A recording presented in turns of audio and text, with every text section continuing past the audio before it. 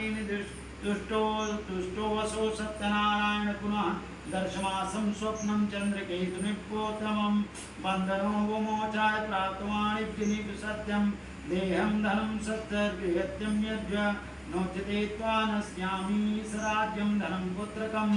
एवात्स्यं राजनं धनाढ्यो भूत्प्रभो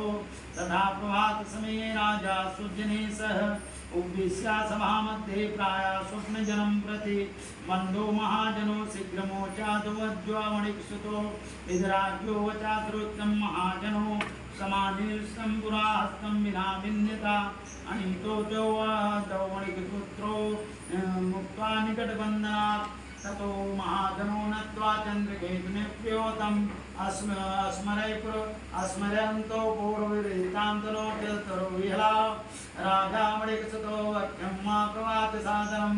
देवात् प्राप्तं